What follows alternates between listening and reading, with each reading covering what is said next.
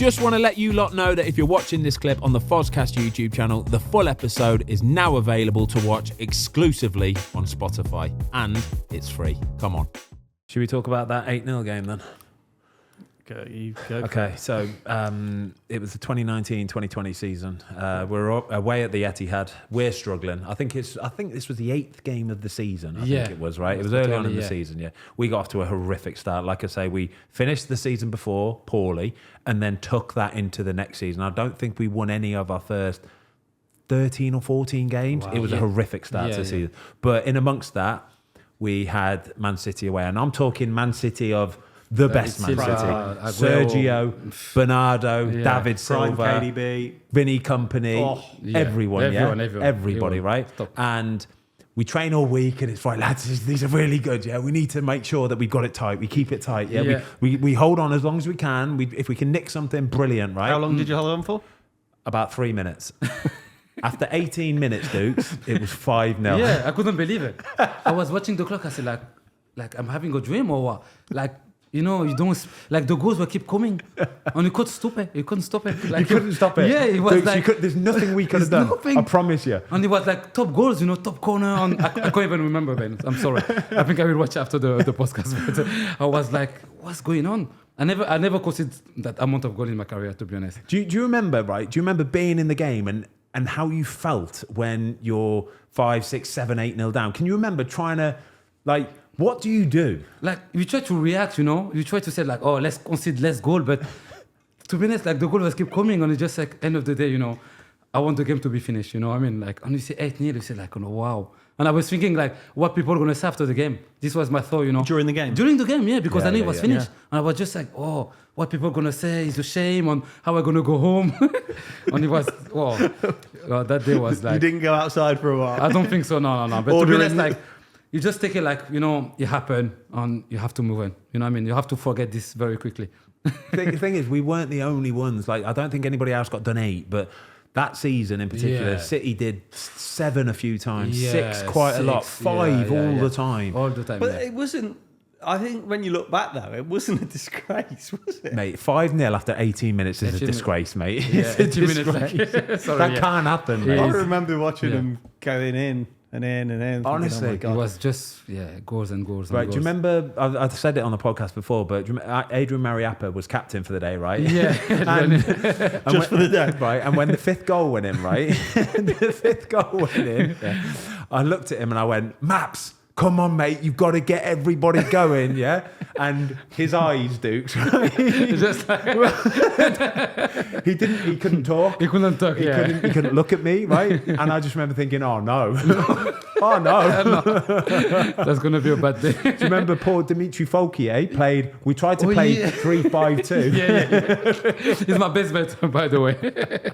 Dimitri, We tried to play 3-5-2, and I think Dimitri got pulled off at 5-0 after 20 minutes or so. Yeah, he was his leg in for what I think. It was his first game. He was buzzing, wasn't he?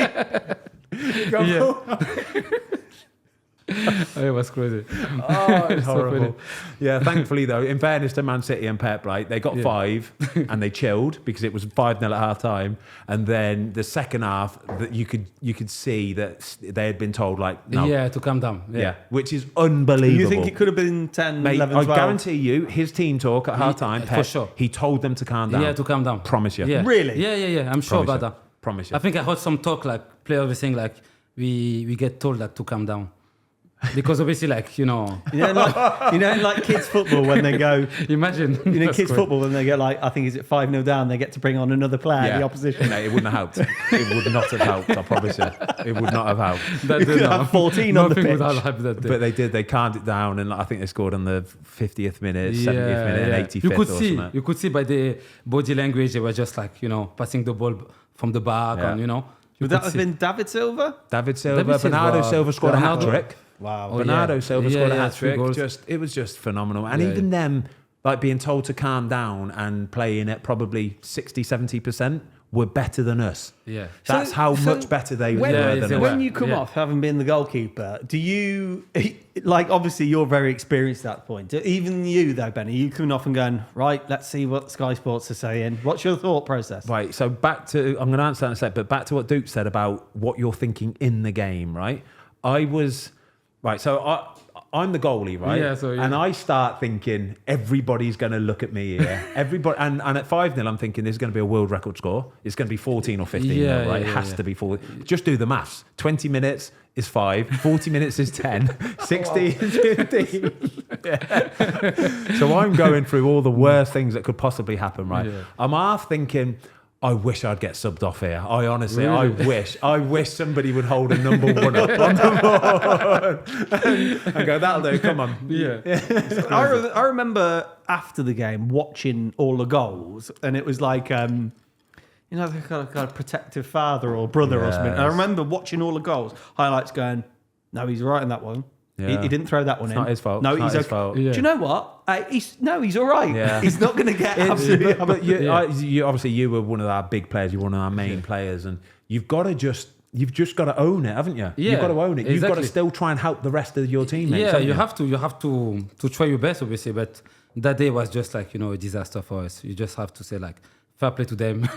You need to go home, wash us, and then Okay, Dukes, you scored a... actually, it was a nice finish, actually. Really nice. Kind of like dinked. Yeah. I wanted to open it, but I just Yeah, it was nice. And I saw last minute you changed and dinked it. Yeah. So we're talking about the Notts Forest goal that you scored a couple of weeks ago.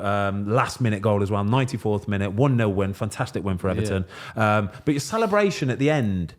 It was nice, a little bit tasty. It was you sort of almost signing sort of like a fake contract. I think you put your hand up to your ear as well. Yeah, I mean, it was a joke between us before the game, and people were saying, I heard Everton, like, obviously because the players, they all want me to stay, and say, Everton doesn't offer you something. I was like, no one called me. And I said, do the celebration for them, like, tell them like what's going on. And obviously I scored the last minute, and it just came on my mind, and it was just nice, to be honest. Like, it was just like almost a joke, Yeah. And I didn't mean really something about the board or anything, but it was like everyone like called me and said, what is the celebration? It was nice and it was funny, and I just love it. It's just to remind them. Yeah, it's just to remind them. Like, so where we stand right now, then your contract's up in the end of the season. Have there been any talks yet whatsoever? There's not been any talks so far, to be honest. And I think personally, I don't wait for them to give me a contract or no, because my contract is finished. I have already some proposal on the table, to be honest, and. I think in the next 3 weeks, I will have to take my decision, whether I stay or not, whether I have a proposition or not, obviously. Yeah. But I want this to finish within 3 weeks to announce if I stay or I leave the club. Is this a really interesting part of being a footballer when it gets to this part for you? Because, like I say, you've had offers from other teams.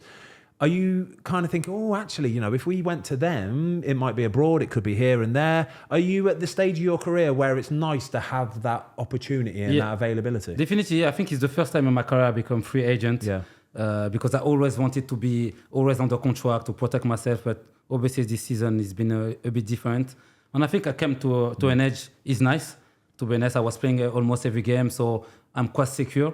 To have other proposition. I know I'm going to have some offers I already had. And obviously, like I said, Everton is massive for me. But maybe, the chapter is finished and I have to accept that. And I will be happy in the end of the day if I leave the club. Thanks everybody for watching. We hope you enjoyed this clip of the Fozcast. If you would like to watch the full episode, it is now available exclusively on Spotify for free.